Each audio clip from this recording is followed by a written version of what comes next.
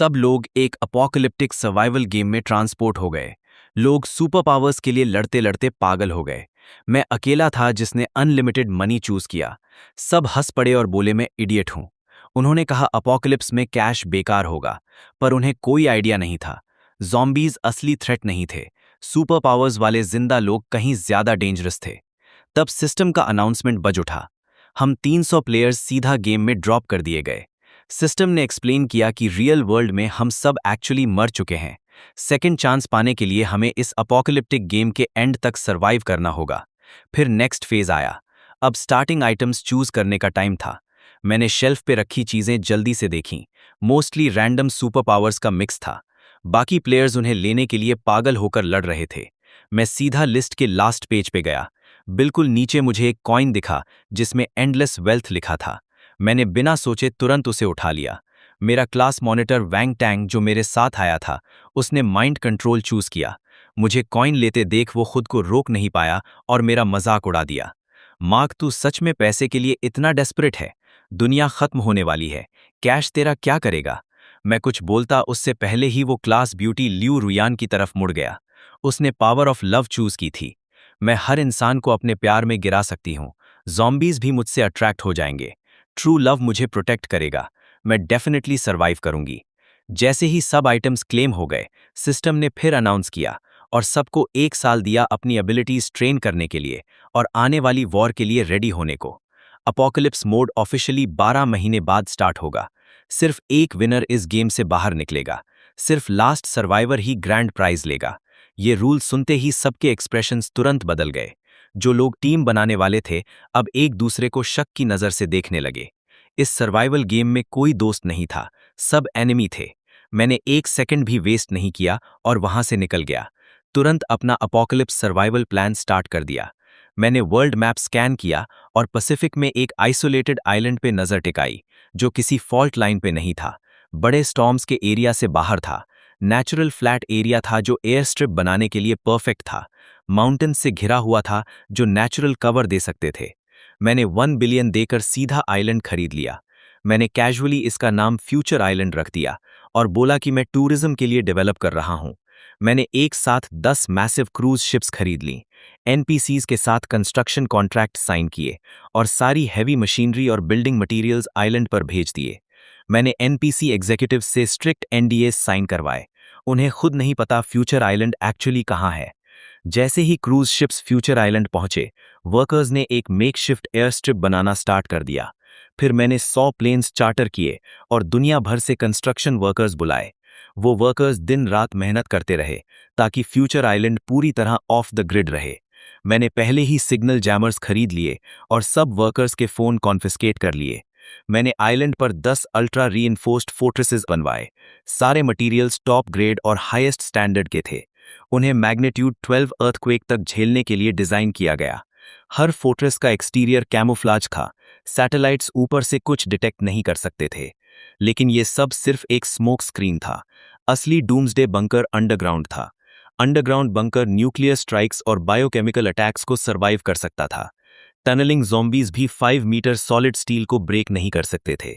Surface fortresses से underground जाने के सीक्रेट पैसेजेस थे, पर वो इतने नैरो थे कि एक टाइम में सिर्फ एक इंसान घुस सकता था। अंदर पूरा मेज जैसा स्ट्रक्चर था। अगर किसी तरह सही रास्ता मिल भी जाए तो मेन डोर तक पहुंचना ट्रैप्स से बचने की गारंटी नहीं देता। अगर एक पैसेज डिस्ट्रॉय हो जाए तो मैं दूसरे पैसेजेस से वापस सरफेस पर आ सकता हूं। अपोकलिप्स में एनर्जी सब कुछ होती है, इसलिए पावर सप्लाई के लिए मैंने विंड टर्बाइन्स इंस्टॉल किए, साथ ही टाइडल और न्यूक्लियर पावर जनरेटर्स भी। पानी का सिस्टम भी ईजी था। मैंने रेन वाटर कलेक्टर्स और सी वाटर डिसैलिनेशन सिस्टम्स लगाए, साथ ही ग्राउंड वाटर प्यूरिफिकेशन इक्विपमेंट भी, जो कंटैमिनेटेड अपोकलिप्स वाटर को ड्रिंकेबल बना सके। इसके अलावा instant high temperature sterilisation, instant low temperature sterilisation, ultraviolet sterilisation और केमिकल स्टेरिलाइजेशन इक्विपमेंट भी लगाया। बंकर के सीवेज के लिए एक dedicated waste water treatment system था। फ्लड रिस्क को देखते हुए सब वॉल्स वाटरप्रूफ की गईं। ब्लास्ट डोर्स बंद होने पर एयर टाइट सील हो जाते। अंडरग्राउंड ड्रेनेज सिस्टम काफ़ी स्ट्रॉन्ग था। मैंने multiple air purification systems install किए ताकि अंडरग्राउंड शेल्टर में हमेशा क्लीन और सफिशिएंट एयर रहे। बैकअप के लिए मैंने 1 लाख ऑक्सीजन कैनिस्टर्स भी स्टोर किए ताकि जरूरत पड़े तो मैं खुद को बंकर में सील कर सकूं। मैंने 12 सेपरेट कंपार्टमेंट्स बनाए, अगर एक या दो फेल हो जाएं तो बाकी काम संभाल सकें। हर कंपार्टमेंट का अपना फंक्शन था। 3 कंपार्टमेंट्स में latest automated farming technology use की गई, जिसमें वेजिटेबल्स उगाई जा सकती थीं, फिश रेस की जा सकती थीं और चिकन्स भी रखे जा सकते थे। मैंने 2 वेयर हाउसेज में इतना सप्लाई स्टॉक किया कि 10 साल तक चल सके, मेडिसिन, फूड और वाटर। जब भी एनपीसीज को मेरे कंस्ट्रक्शन पर शक होता, मैं बस उन्हें टिप देकर चुप करा देता। फिर मैं ईगल लैंड गया और हैवी वेपनरी खरीदी, जिसमें मोबाइल कॉम्बैट रोबोट्स और रिकॉनेसेंस ड्रोन्स शामिल थे। और क्योंकि मैं इतना ज्यादा पे कर रहा था, मैंने ब्लैक मार्केट के थ्रू 2 न्यूक्लियर वॉरहेड्स भी ले लिए। कहीं एक बे में मैंने अपनी न्यूक्लियर सबमरीन और एक जेट स्टैश किया। अंडरग्राउंड बंकर से एक टनल सीधा सबमरीन डॉक तक जाता था। एबिलिटी वाले प्लेयर्स को आइलैंड तक पहुंचने से रोकने के लिए मैंने ओरिजिनल आइलैंड साइट पर आर्टिफिशियल रीफ्स लगाए, ताकि कोई भी बड़ा वेसल आए तो अटक कर डूब जाए। शोर के पास मैंने इलेक्ट्रिक फेंसिंग लगाई, जो पूरी कोस्ट लाइन को कवर करती थी, और सराउंडिंग वाटर्स में मैंने हर जगह एक्सप्लोसिव्स प्लांट कर दिए। मैंने रेडार सिस्टम्स भी इंस्टॉल किए, ताकि आइलैंड के पास आने वाली किसी भी चीज को डिटेक्ट करके टाइम पर डिस्ट्रॉय किया जा सके। मैंने स्काई में एक मैसिव इलेक्ट्रिक ग्रिड बनाया, ताकि इन्फेक्टेड बर्ड्स आइलैंड पर लैंड ना कर सकें। सिर्फ 1 साल में आइलैंड की डिफेंसेस फुली ऑपरेशनल हो गईं, और एनिमीज को कंफ्यूज करने के लिए मैंने दुनिया भर में टूरिज्म साइट्स डेवलप करने का ड्रामा भी किया, ताकि प्लेयर्स को शक ना हो। वो रिजॉर्ट्स एक्चुअली बैकअप लोकेशंस थे, जहां मैं बिना रीफ्यूलिंग के फ्लाई कर सकता था। लास्ट बैच ऑफ एनपीसीज को भेजने के बाद आइलैंड पर सिर्फ मैं रह गया। मैंने एक स्पेस एक्सप्लोरेशन कंपनी खरीदी और ऑर्बिट में 6000 से ज्यादा सैटेलाइट्स का कंट्रोल ले लिया, ताकि मेरा इंटरनेट कनेक्शन चलता रहे। उस 1 साल में मैंने दुनिया भर की एयरलाइंस और शिपिंग कंपनीज एक्वायर की, और फाइनल वीक में मैंने सब प्लेन्स और शिप्स डिस्ट्रॉय करने का ऑर्डर दे दिया। पूरी दुनिया को पता चल गया कि सबसे अमीर आदमी ने लॉन्ग डिस्टेंस ट्रांसपोर्टेशन खत्म कर दिया है। एनपीसीज को लगा वो पागल हो गया है, लेकिन प्लेयर्स समझ गए, ये ग्लोबल टाइकून भी उनका कंपटीशन है। प्लेयर्स के चैट इंटरफेस में एक नोटिफिकेशन आया। वैंग टैंग ने मुझसे पूछा, मार्क, तो वो ग्लोबल टाइकून तू ही है ना? वो अकेला था जिसने मुझे इन्फिनिट वेल्थ पिक करते देखा था, पर मैंने उसे इग्नोर कर दिया। 1 हफ्ते बाद अपोकलिप्स आ गया। जिन प्लेयर्स ने अपनी एबिलिटीज मैक्स कर ली थीं, वो एक्शन के लिए रेडी थे। पब्लिक स्क्रीन पर 300 प्लेयर्स के नाम और आईडीज दिखे। मैं नंबर 99 था, वैंग टैंग नंबर 100 और लियू यान रिन नंबर 101। अटेंशन, अपोकलिप्स शुरू हो चुका है। ये गेम तब तक चलेगा जब तक सिर्फ एक प्लेयर बचा रहे, और किसी ने एक्सपेक्ट नहीं किया था कि अपोकलिप्स की शुरुआत एक वर्ल्ड वाइड डाउनपोर से होगी। लगातार दिनों तक बारिश ने मैसिव फ्लडिंग ट्रिगर कर दी। फ्यूचर आइलैंड भी हिट हुआ, लेकिन आइलैंड इतना छोटा था कि 2 दिन में ही बादल आगे बढ़ गए। मुझे तो अंडरग्राउंड बंकर में छुपने का टाइम भी नहीं मिला। पर एबिलिटी यूजर्स पूरी तरह कॉट ऑफ गार्ड हो गए। वो भी इस दुनिया में बिल्कुल ब्रोक आए थे। पूरा साल अपनी पावर्स ट्रेन करते हुए साथ में पैसे कमाने के लिए स्ट्रगल करते रहे। उनकी हालत समझना मुश्किल नहीं था। जो सप्लाईज उन्होंने स्टॉक की थी वो बिल्कुल पैथेटिक थी। सिर्फ कुछ प्लेयर्स जो अपनी पावर्स का यूज क्राइम के लिए कर रहे थे, वही विला तक पहुंच पाए। उन्होंने बेसमेंट में शेल्टर बनाया, पर फ्लड सबसे पहले बेसमेंट में घुसा और उनकी सारी सप्लाईज बर्बाद हो गईं। पूरा विला पानी में डूब गया। कुछ प्लेयर्स ने अंडरग्राउंड गराजेस में शेल्टर बनाए थे, वो भी कंप्लीटली फ्लड हो गए। हाई फ्लोर शेल्टर्स फिलहाल सेफ थे, पर बारिश रुकने का नाम नहीं ले रही थी। अंडरग्राउंड प्लेयर्स की जो थोड़ी बहुत सप्लाईज थी वो धीरे धीरे खत्म होने लगी और सब पैनिक करने लगे। और मैं आराम से स्नैक्स खा रहा था और लाइव स्ट्रीम देख रहा था। स्ट्रीमर कर्टन्स के पीछे छुपकर सामने वाली बिल्डिंग को सीक्रेटली फिल्म कर रहा था। एक प्लेयर फायर पावर्स यूज करके सप्लाईज लूट रहा था। ब्रो, ये कोई स्पेशल इफेक्ट्स नहीं है, ना ही कॉस्प्ले। ये रियल एबिलिटी यूजर है। ये पहले हमारे कॉम्प्लेक्स का सिक्योरिटी गार्ड था, अब दरवाजे जला रहा है। ये इसकी 10th रॉबरी है। चैट एक्सप्लोड हो रहा था। तो एबिलिटी यूजर सच में रियल हैं? क्या इसका मतलब अपोकलिप्स आ गया? स्ट्रीमर संभर के वो बिल्डिंग खत्म करके तेरे पास आएगा। किसी ने पूछा, फायर पावर रिलायबल है? फायर पावर वाले प्लेयर ने एनपीसीज को अलर्ट कर दिया। तुरंत स्वॉट ऑफिसर्स रेस्क्यू बोट्स में कॉम्प्लेक्स में आ गए और बिल्डिंग को गन्स के साथ सराउंड कर लिया। स्ट्रीमर के हाथ एक्साइटमेंट से कांप रहे थे। गाइस, पहली बार गन फाइट देख रहा हूं। इस गार्ड की फायर इंसेन है। उसने सेकंड्स में स्टील गेट पिघला दिया। स्वॉट टीम बिल्डिंग में घुस गई। हैवी गन फायर स्टार्ट हो गया। अचानक रूफटॉप से एक फिगर उड़ा और सीधा फ्लड में गिर गया। कुछ ही देर में उस प्लेयर का नाम ग्लोबल चैट में ग्रे हो गया, मतलब वो मर चुका था। तभी वैंग टैंग ने मुझे फिर मैसेज किया, मार्क, टीम अप करते हैं, हम पुराने क्लासमेट्स हैं, हमारे नंबर्स भी पास में हैं, साथ रहे तो एंड तक पहुंच जाएंगे। वो बार बार वीडियो रिक्वेस्ट्स भेज रहा था, पर मैंने इग्नोर किया। अगर हम लास्ट 2 बचे तो वो माइंड कंट्रोल से मुझे मार देता और अकेला जीत जाता। वो मेरी इंटेलिजेंस को अंडर एस्टिमेट कर रहा था या अपनी को ओवर एस्टिमेट। पानी और इलेक्ट्रिसिटी कट हो चुकी थी, फूड खत्म हो रहा था। 3 महीने की फ्लड ने एनपीसीज की होप तोड़ दी। आखिर किसी ने रिस्क लेना शुरू किया। हर जगह लूट और आग लगने लगी। प्लेयर्स भी भीड़ में घुल मिलकर सर्वाइव करने की कोशिश कर रहे थे, पर एबिलिटीज छुप नहीं सकती थीं। ऊपर तक बात पहुंची और डायरेक्ट ऑर्डर आया, एबिलिटी यूजर्स को पकड़ो। जो भी पकड़ा गया उसे रिसर्च फैसिलिटीज भेज दिया गया। 1 महीने में 30 प्लेयर्स के नाम पब्लिक स्क्रीन पर आ गए। सब प्लेयर्स डरा हुआ परिंदा बन गए। हर कोई टेंशन में, और मैं बिल्कुल अलग दुनिया में जी रहा था। कभी वेजिटेबल्स चेक करता, मैंशन में गेम्स खेलता, पूल में स्विम करता। फ्यूचर आइलैंड मेरे लिए पैराडाइज था। लाइफ परफेक्ट चल रही थी, लेकिन गुड टाइम ज्यादा देर नहीं टिकते। आखिर मुझे एक्सपोज कर दिया गया। किसी ने एनोनिमसली वर्ल्ड चैट में पोस्ट किया, प्लेयर 99 दुनिया का सबसे अमीर आदमी है। उसने अपोकलिप्स से पहले बहुत शेल्टर्स बनाए होंगे। उसे ढूंढो, सब बच जाएंगे। साइलेंट चैट एकदम ब्लास्ट हो गया। प्लेयर 99 बाहर आ, तू अकेला मजे कर रहा है और हम सफर कर रहे हैं। कितना क्रूअल है। ऐसे प्लेयर्स को एलिमिनेट करो। 99 को ढूंढो और सब बचेंगे। सब प्लेयर्स पागल हो गए, जैसे मुझे जिंदा छील देंगे। मैं सिर्फ शांति से रहना चाहता था, पर तुमने मुझे पैकेट बना दिया। मैंने वर्ल्ड चैट में मैसेज भेजा, सब काम डाउन करो, मैं ही प्लेयर 99 हूं। तुम्हें शेल्टर्स चाहिए, मैं दे सकता हूं। पर मैंने सिर्फ 4 कंट्रीज, ड्रैगन, ईगल, हैंड्स और कैंगरू में शेल्टर्स बनाए हैं, और हर शेल्टर में मैक्स 20 लोग आ सकते हैं। मैंने वर्ल्ड मैप पे 4 स्पॉट्स मार्क किए हैं। तुम 200 से ज्यादा हो, सब फिट नहीं होंगे। लेकिन मैं पासवर्ड्स दे रहा हूं, जो पहले पहुंच गया वो बच जाएगा। मेरे पीछे मत आना। जैसे ही मैंने पासवर्ड डाला, सब प्लेयर्स पागल हो गए। जो पहले शेल्टर पहुंच गया वो फ्लड से बच जाएगा। एक रात में ही कुछ प्लेयर्स पहुंच भी गए, मोस्टली स्पीड एबिलिटीज वाले। शेल्टर्स हाई ग्राउंड पर थे, इसलिए सेफ थे। अंदर जाते ही उन्हें पैराडाइज जैसा फील हुआ। मैंने इन्हें जानबूझकर लैविश बनाया था। हर फैसिलिटी अवेलेबल थी। फ्रीजर्स में फ्रोजन फीस्ट्स भरे पड़े थे। प्लेयर 58 ने प्राउडली लाइव स्ट्रीम स्टार्ट की।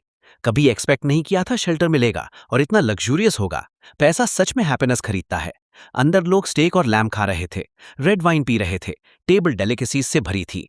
प्लेयर 58 बोला, 12 लोग ऑलरेडी अंदर हैं। उन्होंने वोट करके ड्रैगन किंगडम शेल्टर को लॉक कर दिया है। रिसोर्सेज लिमिटेड हैं, अब किसी को एंट्री नहीं मिलेगी। बाहर वाले प्लेयर्स अभी भी रास्ते में थी। स्ट्रीम देखते ही उनका कंट्रोल चला गया।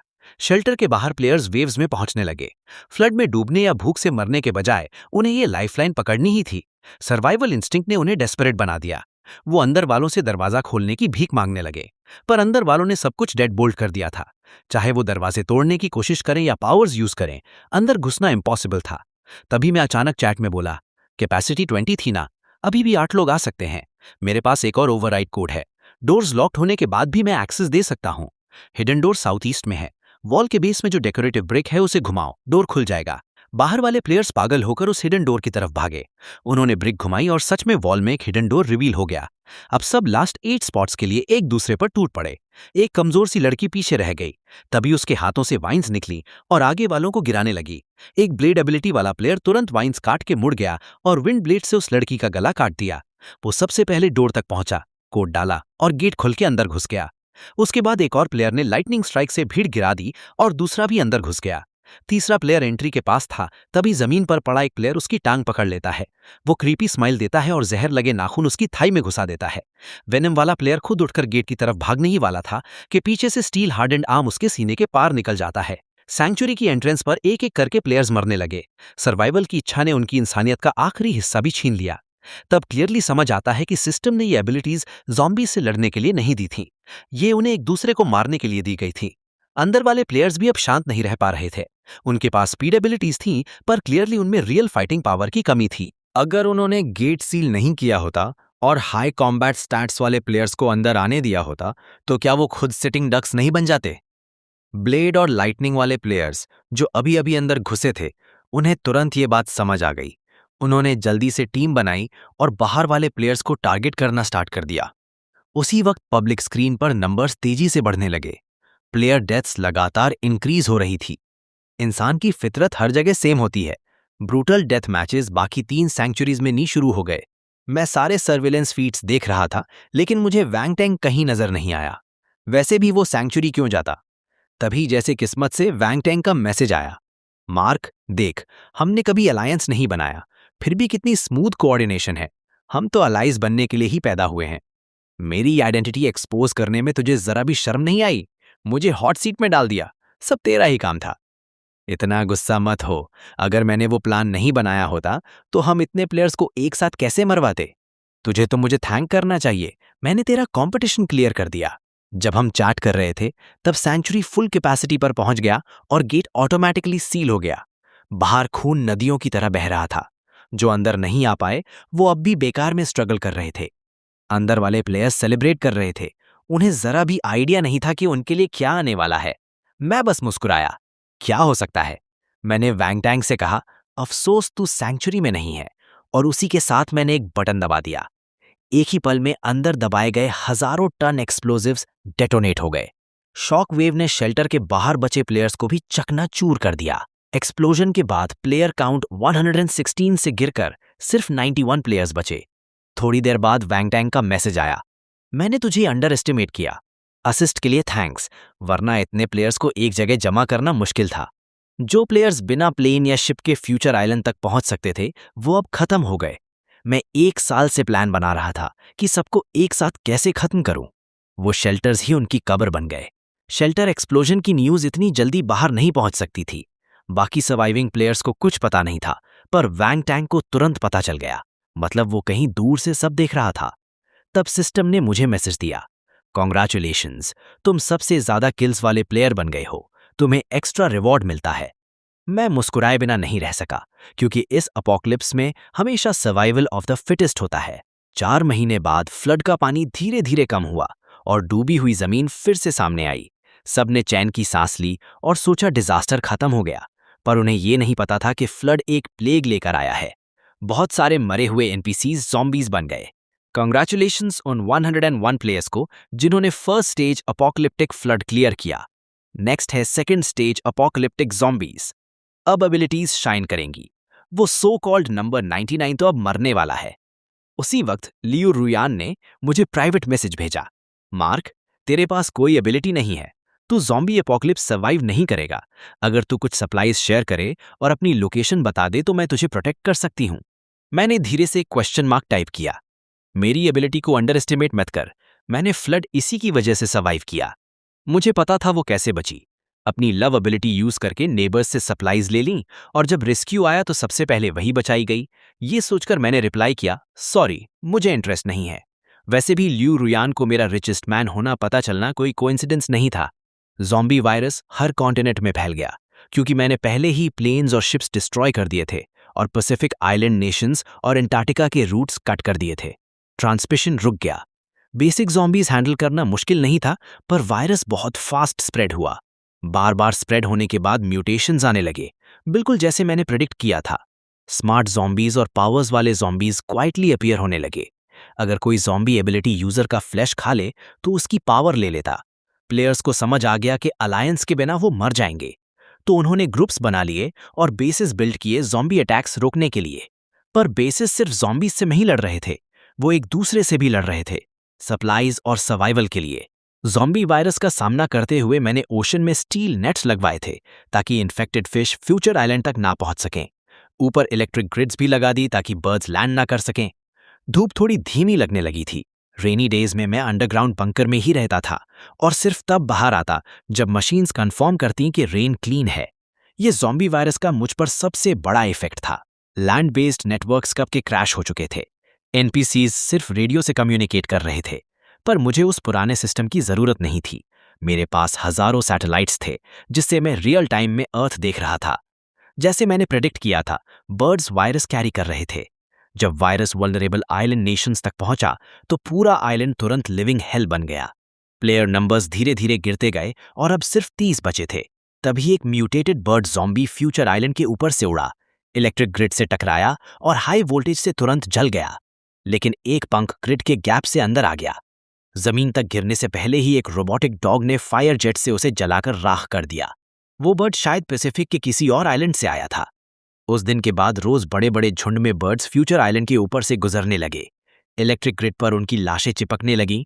रोबोट्स पूरे आइलैंड में पेट्रोलिंग करते हुए उन्हें जला रहे थे और ग्रिड क्लियर कर रहे थे।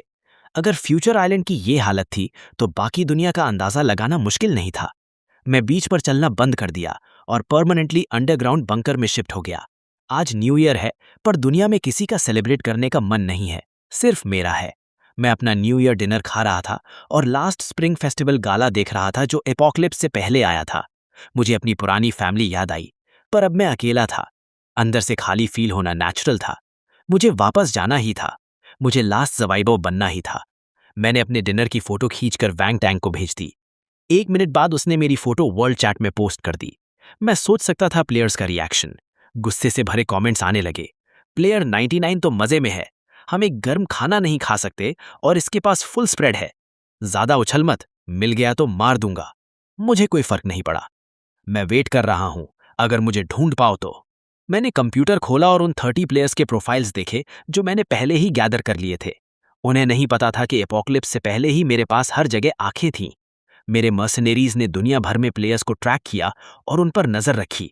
मुझे हर प्लेयर की एबिलिटी और वीकनेस पता थी। अपोक्लिप्स के बाद भी मेरे मर्सनेरीज मेरे स्टॉक की हुई सप्लाईज पर सर्वाइव कर रहे थे और मेरे लिए काम कर रहे थे। मैं उन्हें नई सप्लाईज अनलॉक करता रहा। पैसा दुनिया चलाता है और अपोक्लिप्स में सप्लाईज ही असली करेंसी है।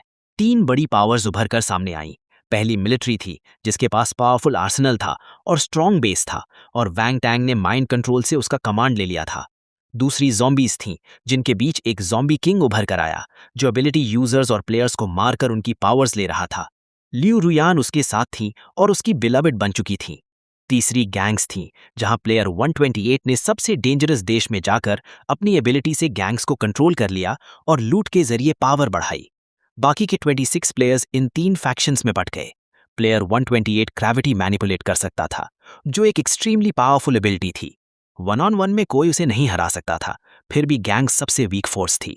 मैंने स्टाइलिस से प्लेयर 128 के एवटार पर टैप किया। तू सबसे पहले मरेगा। तभी सिस्टम का अलर्ट फिर से बज उठा। 30 प्लेयर्स अभी भी जिंदा है। डिफिकल्टी इंक्रीज हो रही है। लेवल 3 एंटर हो रहा है। The frozen continent. किसी का तुरंत ब्रेकडाउन हो गया। अपोकलिप्स को 1 साल और 5 महीने हो चुके थे। सबके पास सप्लाईज खत्म हो चुकी थीं और अब आइस एज आ रही है, तो इस प्लैनेट पर सब मर जाएंगे। लियू रुआन ने चुपचाप मुझे मैसेज किया, मार्क, अपने मैसेजेस चेक करो। जल्द ही इस प्लैनेट पर सिर्फ ज़ॉम्बी सर्वाइव करेंगे और मैं भी। तुम मुझे रिजेक्ट करने का रिग्रेट पूरी जिंदगी करोगे। फिर उसने अपनी ज़ॉम्बी किंग के साथ फोटो भेजी। ये देखकर मैंने ठंडी हंसी छोड़ी। ऐसा है तो मैं तुम दोनों लव बर्ड्स को एक साथ आफ्टर लाइफ भेजूंगा। आइस एज पूरी दुनिया में फैल गई। मेरा ट्रॉपिकल आइलैंड भी बच नहीं पाया। फ्यूचर आइलैंड पर एक मैसिव ब्लिजर्ड आया। सबसे पहले एरियल पावर ग्रिड डाउन हुआ। विंड और टाइडल पावर प्लांट्स को भी हैवी डैमेज हुआ, लेकिन अंडरग्राउंड फोर्ट्रेस का बैकअप न्यूक्लियर प्लांट अभी भी चल रहा था। सबसे पहले गैंग्स टूट गए। उन्होंने पहले ही सिविलियंस के रिसोर्सेज लूट लिए थे। अंदर ही अंदर टेंशन्स बढ़ गए और लगातार कॉन्फ्लिक्ट्स होने लगे। अवेकेंड प्लेयर्स एक के बाद एक मरने लगे। मैंने वर्ल्ड चैनल के थ्रू प्लेयर 128 को प्राइवेट मैसेज भेजा, टीम अप करें। मैंने तेरे टेरिटरी में हर जगह सप्लाईज छुपा रखी हैं, उन्हें हासिल कर ले तो तू सरवाइव कर लेगा। प्लेयर 128 ने जल्दी रिप्लाई किया, तुझे क्या चाहिए? मैं तुझे क्यों ट्रस्ट करूं? मैंने कहा, मुझे तू ज़ॉम्बी किंग को खत्म कर दे। मेरी साइंटिस्ट टीम ने ज़ॉम्बी क्योर बनाया है, बस उन पर स्प्रे करो और वो खत्म हो जाएंगे। पर तू जानता है मेरा कॉम्बैट स्टैट 0 है। 30 अवेकेंड में से तू सबसे स्ट्रांग है। सिर्फ तू ही ये कर सकता है। इंसान ठंड से डरते हैं, ज़ॉम्बीज नहीं। जितना ये लंबा चलेगा उतना उनका एडवांटेज बढ़ेगा। मेरे पास चाहे जितनी सप्लाईज हों, वो कभी ना कभी खत्म होंगी। फिर ज़ॉम्बी किंग के पास खड़ी प्लेयर 101 फाइनल विनर बन जाएगी। ज़ॉम्बी किंग बहुत पावरफुल है। क्योर के बिना कोई अवेकेंड प्लेयर उसे नहीं मार सकता। मेरे पास क्योर है, तेरे पास पावर है। चलो टीम अप करके ज़ॉम्बीज को खत्म करते हैं। 128 का ट्रस्ट जीतने के लिए मैंने मर्सनरीज के थ्रू ज़ॉम्बी क्योर और सप्लाईज भेजी। गैंग ने एक ज़ॉम्बी पर क्योर टेस्ट किया। वो दर्द से चिल्लाकर खून के पूल में डिसॉल्व हो गया और उसका वायरस भी प्योरीफाई हो गया। 128 टेम्प्ट हो गया। उसके लिए मैं सबसे वीक प्लेयर था और अगर एंड में सिर्फ हम दोनों बचे तो मुझे मारना उसके लिए आसान होता, इसलिए मेरे साथ अलायंस उसका बेस्ट ऑप्शन था। एक रात हंड्रेड्स ड्रोन्स क्योर लेकर ज़ॉम्बी होड की तरफ उड़ान भरते हुए गए। ज़ॉम्बी किंग लियू रुआन को बाहों में लिए सो रहा था। उसकी तेज सेंसेस ने तुरंत कुछ गलत फील किया। वो तुरंत उठ गया और लियू रुआन को ढककर साइड में रखा। आसमान से क्योर स्नो के साथ मिक्स होकर बरसने लगा। जो ज़ॉम्बीज उसके कांटेक्ट में आए वो दर्द से चिल्लाए और एक के बाद एक खून में डिसॉल्व होने लगे। ज़ॉम्बी किंग गुस्से से पागल हो गया। वो उछलकर नीचे आया और अपने हाथों से लाइट बीम्स चलाकर ड्रोन्स को तोड़ने लगा। 128 प्लेयर्स को लीड करते हुए अटैक में घुस गया। उसने अपनी ग्रेविटी पावर एक्टिवेट की और ज़ॉम्बी किंग को जमीन पर जकड़ दिया। इतना पावरफुल होने के बाद भी ज़ॉम्बी किंग अपना हाथ तक नहीं उठा पा रहा था।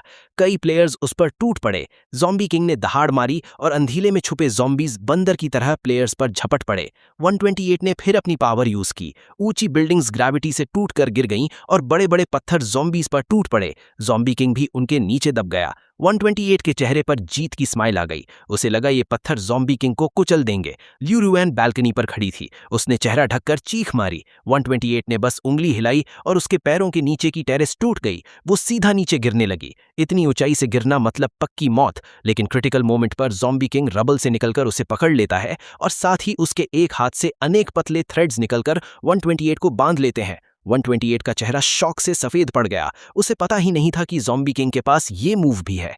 ज़ॉम्बी किंग ने हल्का सा पुल दिया और 128 का शरीर तुरंत टुकड़े टुकड़े हो गया। लेकिन ज़ॉम्बी किंग ने ये एक्सपेक्ट नहीं किया था कि 128 के शरीर में क्योर भरा हुआ है। पैकेट्स फटकर उसे घेर लेते हैं। ल्यू रुएन चीख पड़ती है और देखती है ज़ॉम्बी किंग उसके सामने खून में पिघल रहा है। वो डर के मारे हिल नहीं पा रही थी। ये जगह सच में जहन्नुम थी। वो भागती है पर जल्द ही बर्फ में गिरकर डूब जाती है। इस बार उसे बचाने कोई नहीं आता। दूसरों के प्यार पर डिपेंडेंट पावर आखिर में इतनी कमजोर ही होती है। वर्ल्ड चार्ट में 12 और प्लेयर्स के नाम ग्रे हो गए। मैंने अपनी नोटबुक में एक एक करके उनके नंबर्स काट दिए। जब मैं 128 पर आया तो उसकी वीकनेस लिखी थी यूनिवर्सल ग्रेविटेशन। एक्सट्रीमली लो मास ऑब्जेक्ट्स जैसे ज़ॉम्बी किंग के सिल्क थ्रेड्स को कंट्रोल नहीं कर सकता। मुझे इन्फॉर्मेशन गैप्स का यूज करके ऐसे बैटल्स जीतना पसंद है जहां हार का चांस ना हो। अब मेरे पास सिर्फ एक ओपोनेंट बचा था, वैंग टैंग, जो मिलिट्री कंट्रोल कर रहा था। वो गेम खत्म करने के लिए बेचैन था। उसने वर्ल्ड चार्ट में मुझे चैलेंज किया, मार्क तू यहां तक अच्छा खेला पर हर गेम में एक लूजर होता है। अभी खुद को मार दे वरना मैं तुझे टॉर्चर करूंगा। मुझे पता है तेरे पास मर्सनरीज हैं पर वो मिलिट्री के सामने कुछ नहीं। तेरे पास बस पैसा है और मेरे पास मिसाइल्स, एयरक्राफ्ट कैरियर्स और मिलिट्री एयरक्राफ्ट हैं। तू जहां भी छुपे मैं तुझे ढूंढ लूंगा। मैंने चैट में उसे सीधा मिडिल फिंगर दिखा दिया। वैंग टैंग का माइंड कंट्रोल पावरफुल था लेकिन एक फेटल फ्लॉ था, उसे फेस टू फेस यूज करना पड़ता था। जब तक मैं अंडरग्राउंड बंकर में हूं वो मुझे टच नहीं कर सकता। लेकिन मैंने ये एक्सपेक्ट नहीं किया था। उसने सीधा फ्यूचर आइलैंड पर मिसाइल्स फायर कर दिए। कई मिसाइल्स आइलैंड पर बरस गए। काफी देर बाद भी मैं ऑफलाइन नहीं हुआ तो वैंग टैंग को यकीन नहीं हुआ। मार्क तेरा हाइडआउट काफी सॉलिड है। फिर बोला मैं खुद आकर तुझे बाहर निकालता हूं। वो अपना एयरक्राफ्ट कैरियर लेकर आ गया। उस पे लिए मेरे रीफ्स कुछ नहीं थे। जब वो फ्यूचर आइलैंड पर उतरा तो पूरा आइलैंड धुएं से भरा था। माउंटेन्स फ्लैट हो चुके थे, जमीन गड्ढों से भरी थी, सारी डिफेंसेस खत्म हो चुकी थी। उसने अंडरग्राउंड फुटरेस के एक्सपोज्ड एंट्रेंस को देखा और मुस्कुराया जैसे मैं उसके हाथ लग चुका हूं। उसने अपने लोगों को हैवी वेपन से एंट्रेंस उड़ाने का ऑर्डर दिया। कई राउंड्स के बाद डोर टूट गया और अंदर का पैसेज दिखने लगा। मैंने तुरंत उसे वीडियो कॉल भेजी। उसने स्मग फेस के साथ रिसीव की और अंधेरे टनल को देखते हुए बोला, अब माफी मांगने में देर हो चुकी है मार्क। उसने अपने लोगों को अंदर भेजने का सिग्नल दिया। मैं वीडियो में शांत रहकर अपने पीछे के एंडलेस कॉस्मोस की तरफ इशारा करते हुए बोला, किसने कहा मैं फ्यूचर आइलैंड पर हूं? आंखें खोल और देख मैं कहां हूं। जैसे ही मैंने ये कहा एक न्यूक फ्यूचर आइलैंड पर डेटोनेट हो गया। प्लेयर 100 का नाम फाइनली ग्रे हो गया। सिस्टम ने विक्ट्री टोन बजाई। कांग्रेचुलेशंस प्लेयर 99, तुम ही सोल विनर हो। तुमने गेम क्लियर कर लिया। वैंग टैंग के पास एक स्पेशल प्लेयर था जो किसी भी फोटो से एग्जैक्ट लोकेशन ट्रैक कर सकता था। वो एबिलिटी बेकार लगती थी पर वैंग टैंग ने उसका परफेक्ट यूज देखा। उसने मुझे बार बार वीडियो कॉल्स किए पर मैंने कभी पिक नहीं किया। फिर न्यू ईयर पर मैंने उसे फोटो भेजी। उसने मुझे इडियट समझकर मेरी लोकेशन ट्रैक की और वेट किया कि गैंग्स और ज़ॉम्बी किंग खत्म हो जाएं ताकि वो सब ले सके और मुझे उड़ा दे। पर मुझे उसके प्लेयर्स और प्लान सब पता थे। वो फोटो मैंने जानबूझकर लीक की थी ताकि उसे फ्यूचर आइलैंड पर खींच कर लाऊं। फोटो भेजने के बाद मैं आइलैंड छोड़ चुका था। सिस्टम ने मुझे रिवॉर्ड दिया था, एक बार इंस्टेंट टेलीपोर्ट का चांस विद ऑल सप्लाईज। बिल्कुल वैसे ही मैं एक स्पेस स्टेशन पर टेलीपोर्ट हो गया। लेकिन सिस्टम ने वापस अर्थ आने का कोई तरीका नहीं दिया। मैं इस रिवॉर्ड को एंड तक यूज नहीं कर सकता था।